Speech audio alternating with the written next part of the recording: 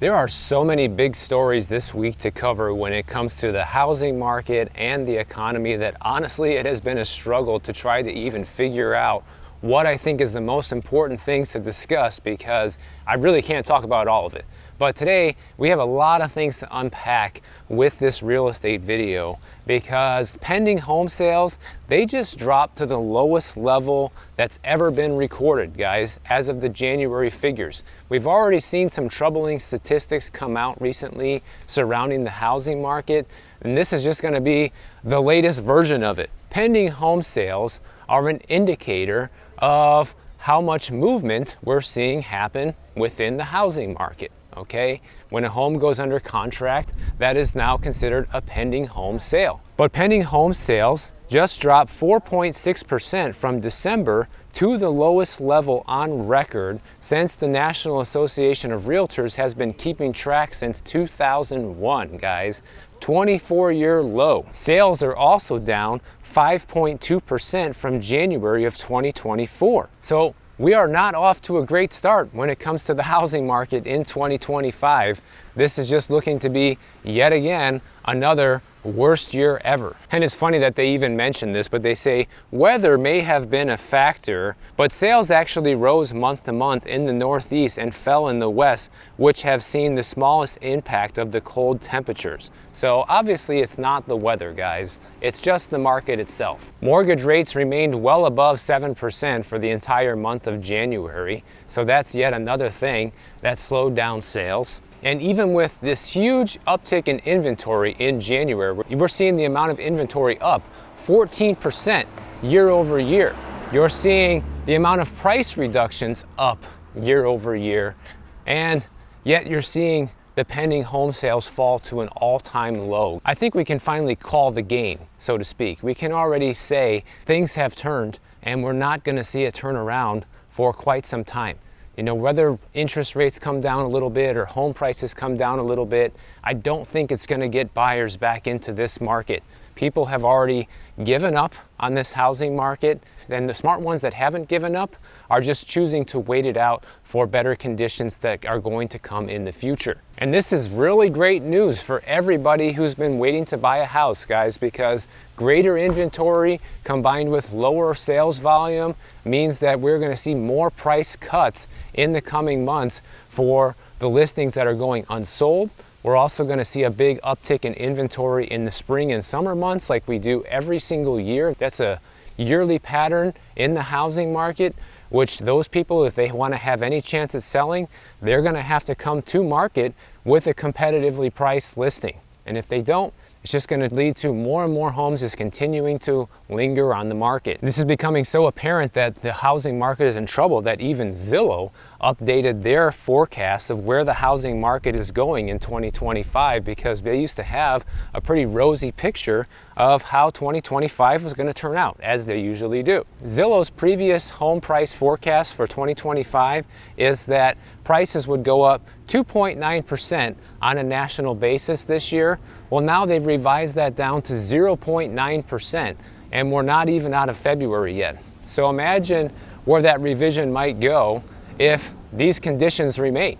If we continue to see home sales not happening, if we continue to see inventory pick up, this number could actually turn negative. Their forecast may turn negative before the year's over. We'll see. And they say that the number one reason why their prediction changed is because new listings were higher than expected out of the gate this year. So the inventory expectations have made the revision put downward pressure for home prices. According to Zillow, existing home sales are now forecasted to reach 4.11 million in 2025. Which hasn't really changed much. So far, they're saying home sale trends are expected to closely mirror 2023 and 2024, which is just barely around the 4 million homes sold for the year, guys. And keep in mind, a typical year when the housing market is humming along, it's usually anywhere between 5.5 to 6 million homes sold per year. So that is a massive decrease in the amount of listings that are transacting. Don't be fooled, because in the coming months, what we're gonna see for sure, it always happens, and it would be a miracle if we don't see this, but every year what happens is when the spring housing market rolls around, we see a ton of listings hit the market, and you see home sales picked up, mortgage applications picked up, and then they use that as like a way to claim that there's some sort of recovery happening in the housing market. But that's not a recovery. We saw that same behavior happen even when the housing market was in an all-out crash back between 2008 and 2012. The spring and summer home buying months still saw an uptick in transactions and the amount of people buying homes even during those times. So be sure that you're gonna see it again even in these times. But I guarantee you, mark my words, that in a couple of months from now, when we start seeing that behavior happen, the news is going to come out and say, the housing market's in full recovery mode, nothing to worry about here, everything was just looking kind of bad for a little while, but now we're back on track. No, that's a seasonal trend that happens no matter what.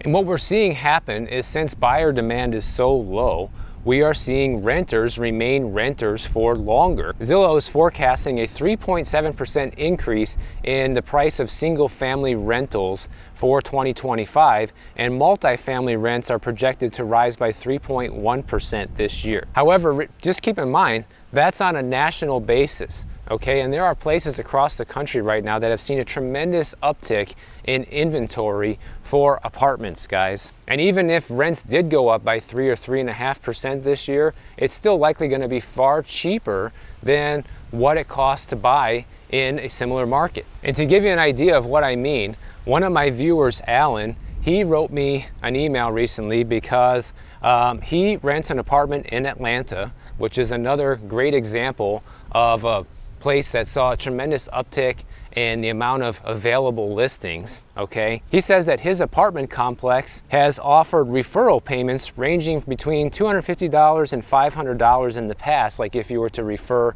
a tenant to live there, they'll give you $250 or $500, right?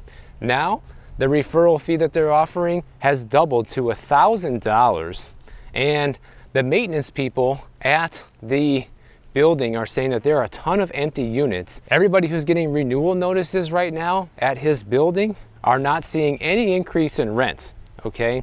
And he said prior to this, every year, whenever they got their renewal notice, there was always an increase in rent. This year, no increase, guys. He says on top of all that, they've been having homeless people trying to break into the building and sleep in the hallway or the storage units. He also knows people in the area that are starting to move in together in order to try to save money, which is something else we've talked about on this channel. But the reason I wanted to bring this up, because it's a fantastic first-hand account of what's happening in the real rental market right now. You see these rental listings start to pile up, and the incentives start to pile up to rent them. You'll start seeing 1 month, 2 month free rent, different things like that as well. Any landlord under these circumstances that tries to raise your rent is a fool, because they're going to lose their tenant because there's so many other available options out there, and most people are just going to pack up and leave. So right now is a really good time to be a renter. The ball is in your court, and you kind of hold all the cards. You're able to call the shots now that there are so many available units. So if you do live in a place that tries to raise your rent this year, I highly recommend you try to negotiate that to at least no increase, maybe even a decrease if there's a lot of other units popping up in your area where you could actually move for less. Because of course, you know, moving is a pain in the ass and there are expenses involved with it. So if you can avoid it, a lot of people would probably choose to do that.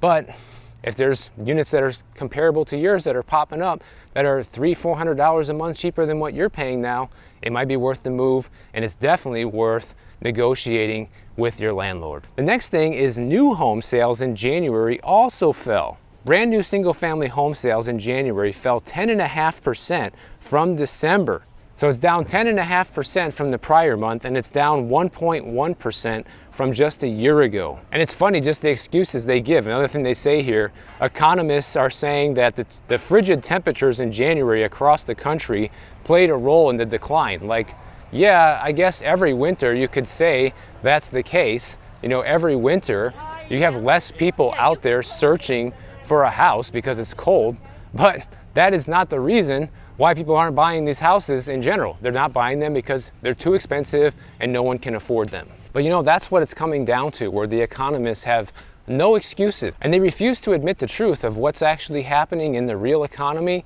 So they just come up with lame excuses like, oh, it was too cold, so that's why a lot of these brand new houses didn't sell. Well, newsflash, guys, a lot of these brand new houses are right here in the Sun Belt where it doesn't get that cold. Okay, a lot of them are right here in Florida where we have endless summer. Okay, we just have mild winters. We don't get snow, and for the most part, I guess we did this year, but you know what I mean.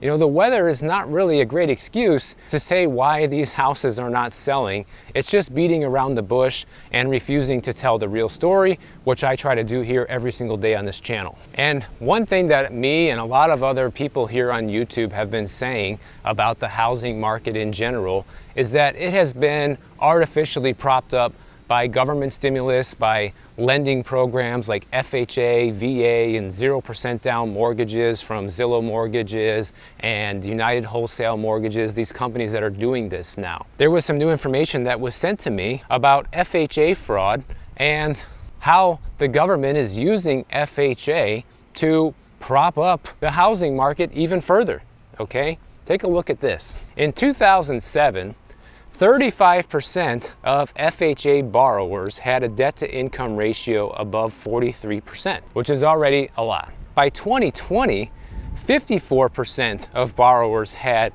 a debt-to-income ratio above 43%. And in case you don't know what the debt-to-income ratio is, that is how much money you are allowed to borrow based on your monthly expenses. So basically, with a 43% debt-to-income ratio, your lender will lend you about 43% of your income each month and allow you to pay that for your house payment for FHA, which is far above what conventional lenders will give you. So what this means is that the FHA loan portfolio is now far riskier than it was back in 2008 when we had the last housing crash. About 7.05% of FHA mortgages went seriously delinquent, which is 90 days or more past due, within 12 months. Just last year. Within 1 year of getting the mortgage, you had over 7% of folks already be 90 days past due or more, guys, which is more than we saw during the peak of the housing bubble when it was 7.02%. Basically, the federal government has been paying off the lenders and the mortgage servicers in order to not foreclose on these FHA borrowers, because in 2024, we had 52,531 FHA loans go seriously delinquent. Only 9 of them were foreclosed on. How is that possible? Well, it's possible because the FHA instituted a program that pays mortgage servicers to make borrowers miss payments for them. You have the missed payments are added to the loan's principal with no interest. The FHA also pays the servicers to cut monthly payments for delinquent borrowers by 25% for 3 years, with the payment reductions also added to the principal without interest. So last year, the FHA made 556,841 incentive payments to servicers in order to prevent foreclosures, which is just about as many as new mortgages it insured last year. So in other words, government-backed mortgage relief has become a cash cow for servicers. Basically, these lenders are being paid not to foreclose on these delinquent borrowers, guys. So the federal government is paying the mortgage of all these people that haven't been paying, specifically when we're talking about FHA borrowers. I'm sure a lot of people out there didn't know this, because I certainly didn't know this until now. That should have been over an additional 56,000 new listings that should have hit the housing market last year just in the form of foreclosure, okay? And they were not foreclosed on, they didn't hit the market in foreclosure. And how many other ones should have been in the position where they were forced to sell their property because they could no longer afford it, but instead were getting their mortgages paid by the government, guys. I mean, this level of fraud and corruption, if you ask me, is just unforgivable.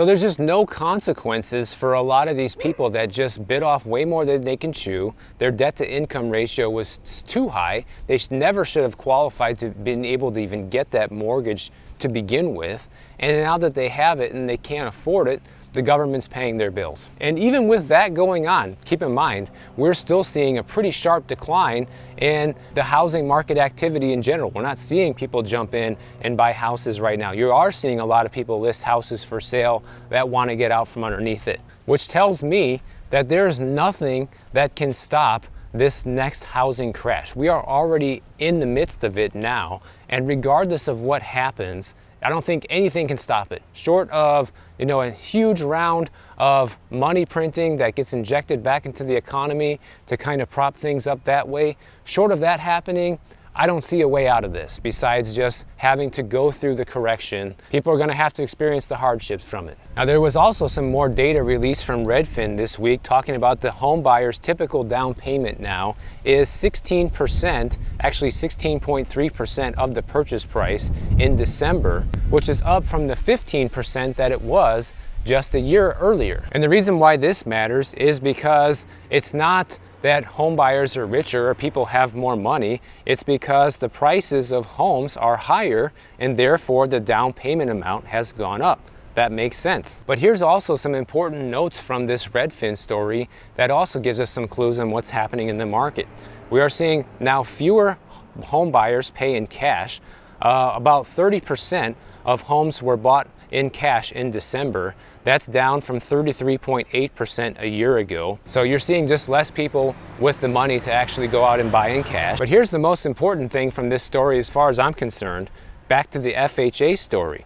About 15% of mortgaged home sales used an FHA loan in December, which is down only slightly from 15.9% just 1 year ago. So imagine, guys, 1 in 7 people who's buying a house right now aren't even really qualified to buy that house, because with the way that FHA works and the debt to income ratio that they allow their borrowers to have, and then possibly even make their mortgage payments for them if they can't pay, is huge.